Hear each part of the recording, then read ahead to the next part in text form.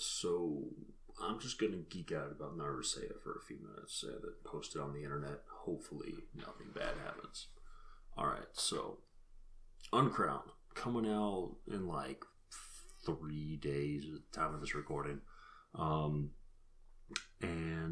honestly, the thing I'm most excited about, or probably the thing I'm most excited about, is, and I'm probably the only person who feels this way. Hopefully, after this video, you'll agree with me, but Naru fucking Saeya is finally going to get some time in the spotlight. Which, okay, so hear me out. She's actually really fucking cool. She only has like maybe a handful of scenes in the books. Like, she's not even mentioned until Skysworn. And literally all she does in Skysworn is like smash a table and talk about how she wants to kick Red Moon Hall's ass. Like, that's literally all she does. But it's like, so just like pull out your copy of Skysworn for a minute. I think according to this, it's on page 173 that I have written down. And she literally gets more description than pretty much any other character in the room, which is really interesting. I think it's like about basically 3.5 paragraphs, like just 100% about her. Fuck it, I'm just gonna read it. Will, if you see this, please don't get me arrested. Alright, so this is in Skysworn. The Emperor gathered all the Underlords together, and they're figuring out what to do about the Blood Phoenix and Red Moon Hall. So begins Naru Saeya pounding the table with her fist, sending a crack through the polished wood. That's how she's introduced, by the way. Really interesting. And the Emperor's little sister was tall and strikingly beautiful, with smooth skin and a delicate face that had inspired any number of ambitious painters in the Empire. She, the Emperor, and Athen were the only ones in the room who appeared younger than 50. She wore a fan of peacock feathers over one ear. They were rather powerful constructs, or nothing more than decorations, because Athen had never sensed any power from them. Her wings, spread in agitation, were much smaller and thinner than her brothers or her uncles, and her agility in the air was almost unsurpassed. She had been the youngest underlord in the Empire before Athen, and her senses rivaled those of the Airless family, which was almost a shame because her sensitivity was comparably lacking. She had a reputation of bowling her way through problems head first. Now she was rolling up her sleeves as though getting ready to punch through a wall, pacing in agitation. She looked restless for a fight. We know what to do. We have the Underlords and the Overlord. We just need to find a sage. Then we can take the fight to them. We might be able to destroy Red Moon Hall in one stroke.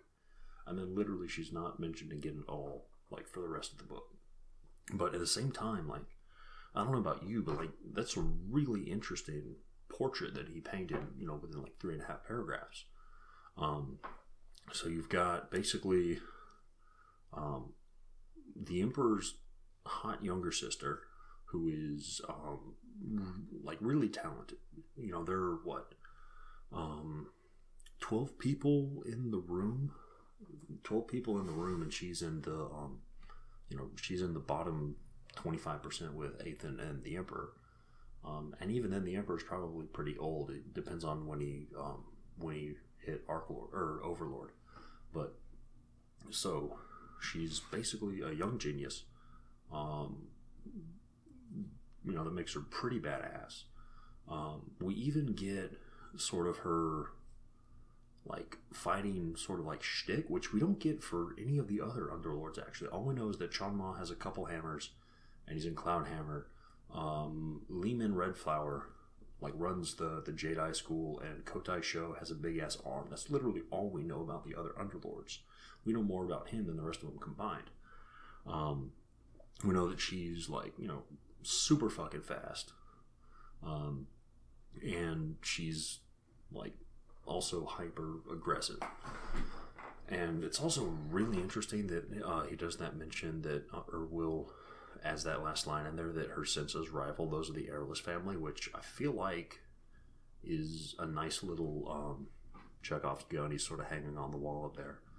But so it's really interesting how he's thought a lot about this character, a lot more, than most everyone else in the room. but he just doesn't bring her up again for the rest of the book. Her next appearance is in Ghostwater. It's when it's basically starting that subplot where Ethan is hunting down like Longhook and the rest of Redmond Hall. And what's really interesting about this is that she basically outfoxes Ethan and twists his arm into making him do what she wants.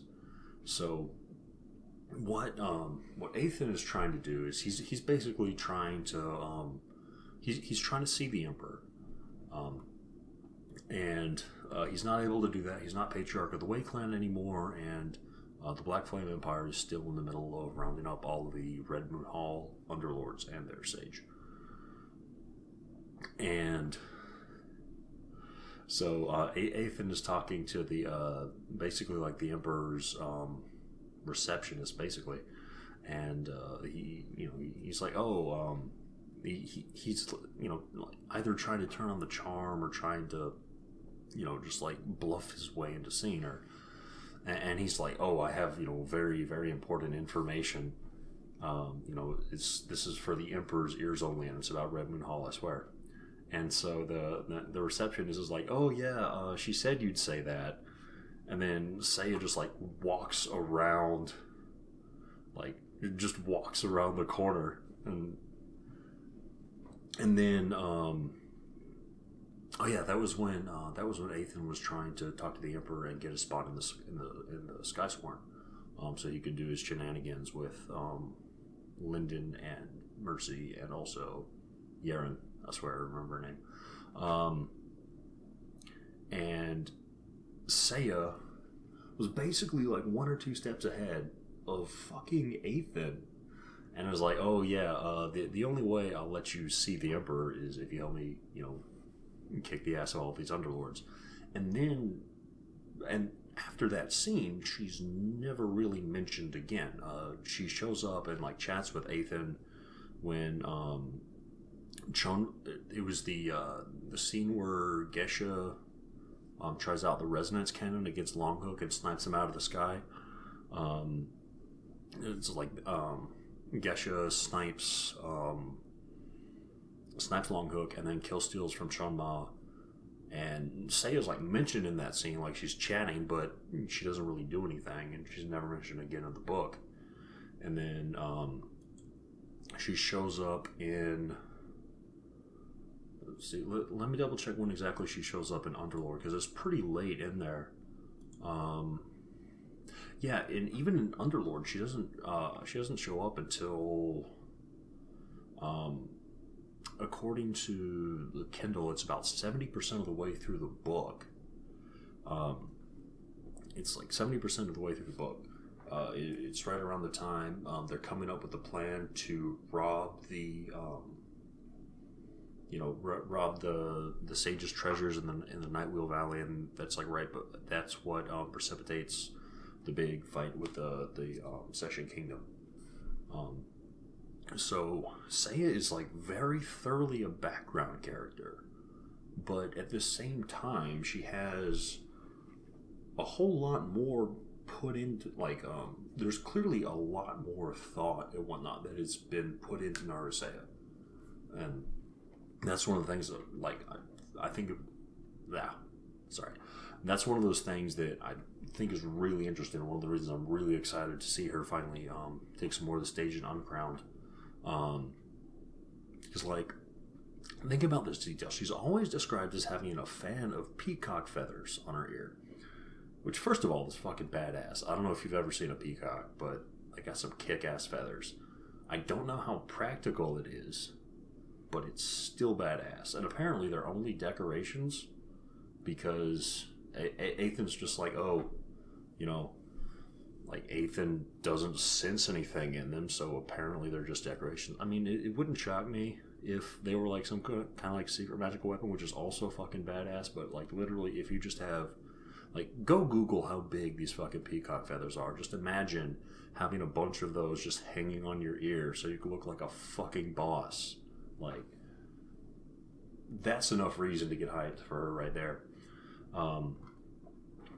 And again, it's this character that really it's just amazing how little Will has said, or it's how much he's been able to say with so relatively few words. Because the cast of Cradle is getting bigger and bigger, but at the same time, it's still relatively small. We're only getting like one or two new characters a book. I mean, honestly, you could argue that we know just as much about Saeya as we do about like Zeal. And Zeal's only been in one book, and she's been in 3, which that might hurt my argument. Forget I said that. But anyway, so I'm gonna pivot a little bit. And first of all, if you don't think she's fucking badass, just real quick before I move off this topic, literally, when the BFE is fighting the Session Kingdoms, she literally tells Ethan, "Hold my beer, I gotta go impress this chick," and then fights like 6 dudes at once. So don't fucking sleep on her. All you people are like, "Oh, she's gonna die in like the first half of Uncrowned." Be ashamed of yourselves. Anyway, so now I'm gonna pivot, and if you're trying to 100% spoiler-free blackout, like, I'm not gonna go into any plot points in Uncrowned. This is just when I was at the DragonCon meetup, at the Will White DragonCon meetup, I asked Will like a couple questions about Naru, and what she was going to do, like, and he didn't give me any plot points, which is good. He just talked about how like she's a character that was in his head for a while, and he was talking about how he wanted to do like a bit more with her, but there just wasn't enough room in the book, and Uncrowned specifically, because Uncrowned's going to have a fucking ton of characters. Like, it's the fucking group stages alone. You've got like 100 fighters going on. Like, it's going to be madness. So, and apparently Saeya's going to get bigger and bigger in the books after Uncrowned. But anyway, so if you want to go 100% spoiler free, like no plot points at all, just go ahead, push all the buttons at the bottom of this video, because I don't even have a fucking channel at this point, barely, so follow your heart, but if you do, we'll be friends.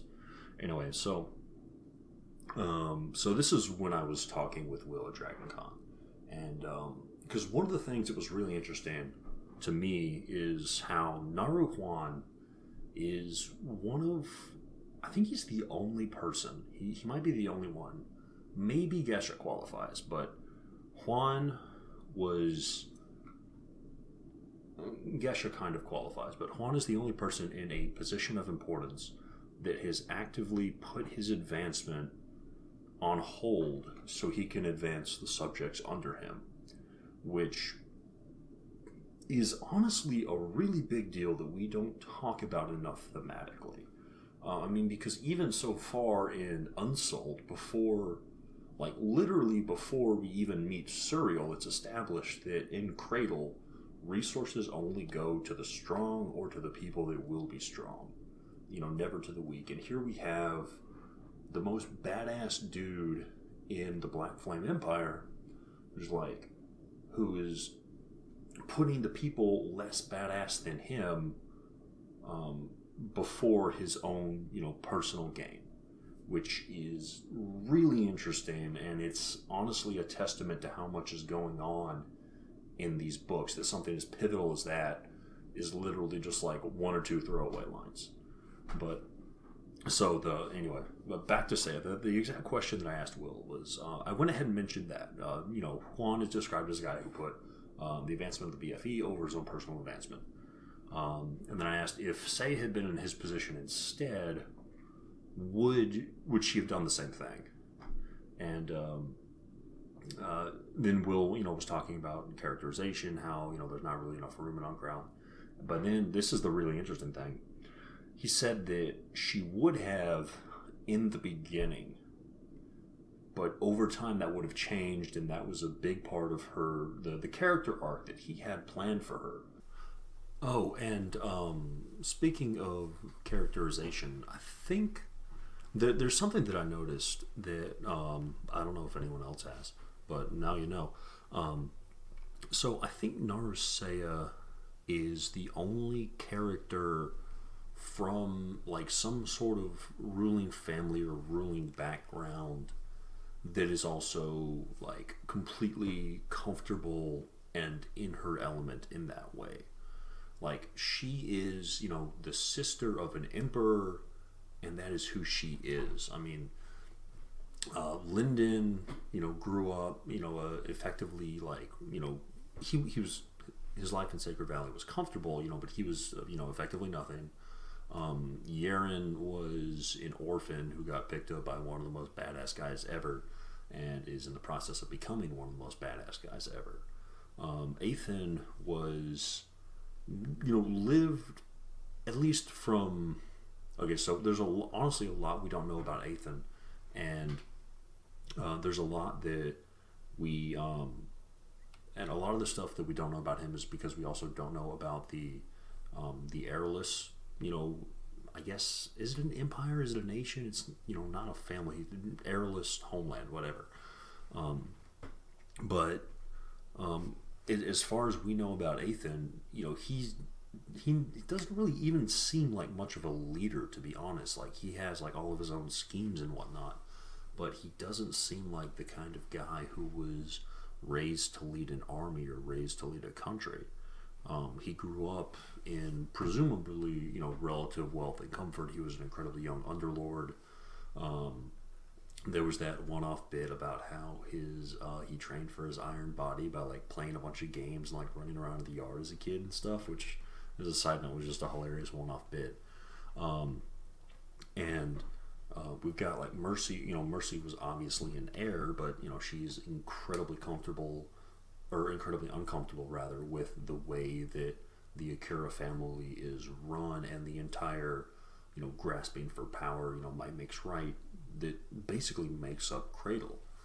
And this is, and again, another one of the reasons I'm excited for Naru Saeya is because she's going to bring a total contrast to the rest of this. And I don't know if y'all remember in Ghost Water, but honestly, some of my favorite one-off bits were when Yaren was like teasing Mercy about being like a rich girl. Like they're running around in the woods around the island where the Ghostwater facility was, and like Mercy like pulls out like this big ass tent, this fucking like Doctor Who shit and all this like crazy magical rich girl camping stuff. And Yaren's just like teasing her and whatnot, and